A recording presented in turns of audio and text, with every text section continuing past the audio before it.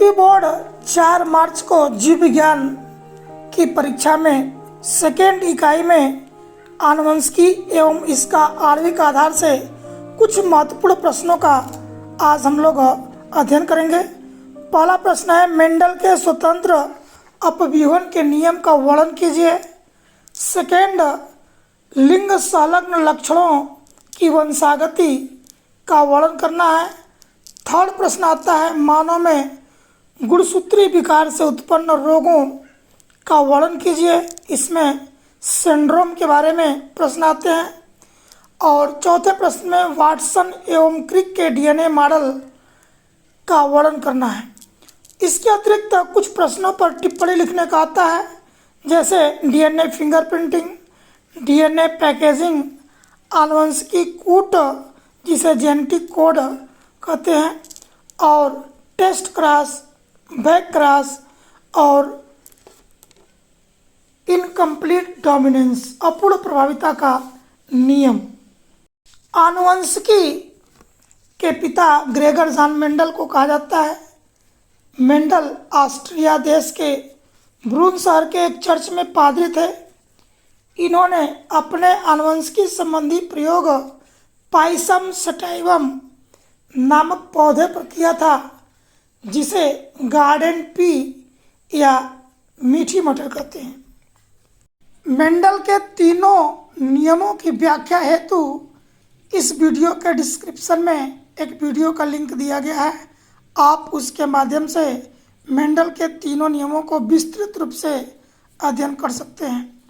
Mendel के तीनों नियमों में प्रथम नियम प्रभाविता का नियम, इसके अपवाद में अपूर्ण प्रभाविता, द्वितीय नियम पृथक्करण का नियम और तृतीय नियम स्वतंत्र अपव्यूहन का नियम दिया गया है। स्वतंत्र अपव्यूहन के नियम की चर्चा कर लें तो हम लोग द्विसंकर संकरण में दो गुणों को ध्यान में रख करके क्रॉस कराते हैं, तो प्रथम पीढ़ी में सभी पौधे गोल पीले बीज वाले प्राप्त होते हैं। अब पुनः इन पौधों का स्वपरागण कराया जाता है। प्रथम पीढ़ी के पौधों का स्वपरागण कराया जाता है। स्वपरागण के लिए इनके युग्मकों को पुनः 4 खाने में अलग अलग लिख लेते हैं। इसके बाद इस पहले, दूसरे, तीसरे और चौथे खाने के युग्मकों को 4 भागों में बांटकर कुल 16 खाने बनाते हैं और इन युग्मकों को क्रमशः प्रथम, द्वितीय, तृतीय और फोर्थ कॉलम में लिख करके और प्रत्येक के सीध में इन युग्मकों का आपस में गुणा करते हैं। गुणा के फलस्वरूप कैपिटल आर को एक साइड, स्मॉल आर को एक साइड, कैपिटल वाई को और स्मॉल वाई को एक साथ लिख लेते हैं। चूँकि हम जानते हैं कि जो प्रभावी गुण होता है वो अप्रभावी गुण के लक्षणों को उत्पन्न नहीं होने देता है, अतः इस नियम में एक भी युग्मक जो कैपिटल आर और कैपिटल वाई रहेगा तो वो गोल और पीला का गुण प्रदर्शित करेगा, और अप्रभावी गुण के लिए स्मॉल वाई जब तक दोनों युग्मक नहीं रहेंगे या स्मॉल आर दोनों युग्मक एक साथ नहीं रहेंगे तब तक ये अपने गुण को प्रदर्शित नहीं करेगा। इस प्रकार हम लोग कुल मिलाकर के 16 पौधे प्राप्त करते हैं। और प्रभावी गुण जो कैपिटल आर गोल के लिए, कैपिटल वाई पीला के लिए एक रहे चाहे दोनों रहे, हम इन प्रभावी गुणों को लिख लेते हैं। झुर्रीदार के लिए कैपिटल आर दोनों एक साथ होना जरूरी है, और पीला के लिए स्मॉल वाई दोनों एक साथ युग्मक रहेंगे। इस प्रकार हम देखते हैं कि कुल गोल पीला बीज वाले 9 पौधे प्राप्त होते हैं। इन 9 पौधों को एक त्रिभुज के माध्यम से हम प्रदर्शित कर सकते हैं। इस त्रिभुज में 9 पौधे जिसमें कैपिटल आर और कैपिटल वाई उपस्थित हैं, गोल पीला वाले बीज प्राप्त होते हैं। और द्वितीय त्रिभुज बनता है गोल हरा, जिसमें कैपिटल आर और स्मॉल वाई के पौधे प्राप्त होते हैं। ये कुल 3 पौधे प्राप्त हो जाते हैं। इसके बाद तीसरा जो रेशियो मिलता है उसमें स्मॉल आर इसका मतलब झुर्रीदार और एक भी कैपिटल वाई रहेगा तो पीला, कुल झुर्रीदार पीला 3 बीज प्राप्त होते हैं और एक बीज जो प्राप्त होता है वो झुर्रीदार हरा होता है। इस प्रकार मेंडल के इस नियम में 9 संबंधे 3 संबंधे 3 संबंधे 1 के अनुपात में पौधे प्राप्त होते हैं। मेंडल के स्वतंत्र अपीवन के नियम की व्याख्या में हमें 2 नए संयोग मिलते हैं। गोल हरा और झुर्रीदार पीला आकार के गुण प्राप्त होते हैं, अर्थात गोल का गुण जो है हरे रंग के बीजों के साथ चला जाता है और झुर्रीदार बीज पीले रंग के उत्पन्न होते हैं, अर्थात युग्मक शुद्ध होते हैं और एक पीढ़ी से दूसरी पीढ़ी में आपस में मिलकर नए संयोग बनाते हैं, जिससे नई जातियां उत्पन्न होती हैं, नए पौधे प्राप्त होते हैं और पौधों के गुणों में विभिन्नता उत्पन्न होती है।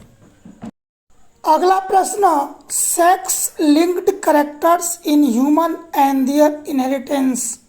मानव में लिंग संलग्न गुण तथा इनकी वंशागति का यह प्रश्न लांग प्रश्न के रूप में जरूर आता है।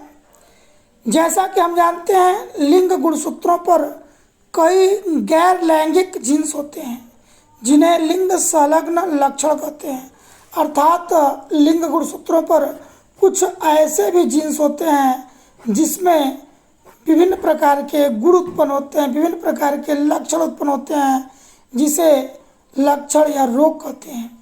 अब लिंग गुणसूत्रों पर पाए जाने वाले रोग या लक्षण लिंग संलग्न गुण 3 प्रकार के होते हैं। पहले को यक्ष संलग्न गुण कहते हैं। यक्ष गुणसूत्र पर पाए जाने वाले ये 2 रोग हीमोफीलिया और कलर ब्लाइंडनेस होते हैं, जिसे रंजकहीनता और हीमोफीलिया के नाम से जाना जाता है।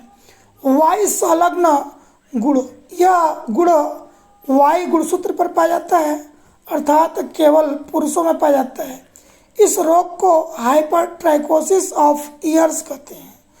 कण पल्लव पर बड़े बड़े बाल का होना। और तीसरा लिंग संलग्न लक्षण यक्स वाई संलग्न लक्षण कहलाता है, जो दोनों गुणसूत्र पर होता है। इसे टोटल कलर ब्लाइंडनेस, पूर्ण वरानता तथा नेफ्राइटिस कहा जाता है। लिंग संलग्न रोगों की वंशागति का अध्ययन करने के लिए वीडियो के डिस्क्रिप्शन में लिंक दे दिया गया है, आप वहां से जाकर वीडियो देख सकते हैं।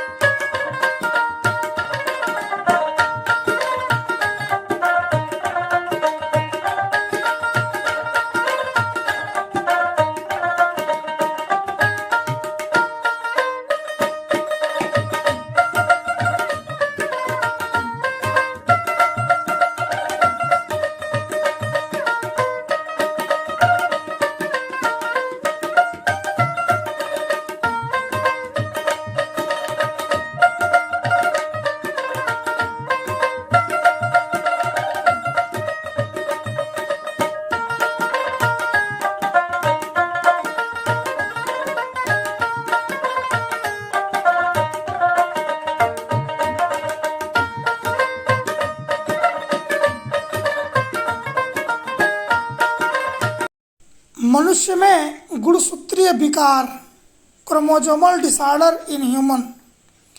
गुणसूत्रों में उत्परिवर्तन के कारण गुणसूत्रों की बदली हुई संख्या एक गुण सेट में नहीं होती। अर्धसूत्रण में एक या अधिक समजात जोड़ियों के पृथक न हो पाने के कारण, नॉन डिसजंक्शन के कारण गुणसूत्रों की संख्या कम या अधिक हो जाती है। ऐसे लक्षणों के समूह को सिंड्रोम कहते हैं। कहने का मतलब अर्धसूत्री विभाजन जब होता है उस समय गुणसूत्र दो भागों में नहीं बट पाते हैं, वो एक साथ ही चले आते हैं या एकाध गुणसूत्र डिलीट हो जाते हैं, कम हो जाते हैं, जिसके कारण नॉन डिसजंक्शन होता है। इसे एन्यूप्लैडी कहते हैं और इनसे गुणसूत्रों की संख्या कम या अधिक हो जाती है, जिसे सिंड्रोम कहते हैं। सिंड्रोम मुख्यतः 3 प्रकार के होते हैं: डाउन सिंड्रोम, क्लिनेफेल्टर सिंड्रोम तथा टर्नर सिंड्रोम। इस चित्र के माध्यम से हम देखेंगे कि सिंड्रोम किस प्रकार उत्पन्न होता है। इस चित्र के माध्यम से देखेंगे कि पिता का X और Y गुणसूत्र अलग हो रहा है, लेकिन माता का दोनों X गुणसूत्र अलग नहीं हो पाता है, दोनों एक साथ हो जाता है, जिसके कारण जब पिता का यह X गुणसूत्र माता के दोनों X गुणसूत्र के साथ आ जाएगा तो ये जो संतान उत्पन्न होगी उसमें गुणसूत्र 44 के बाद एक गुणसूत्र की संख्या बढ़ जाएगी और वो 46 के स्थान पर 47 हो जाएंगे।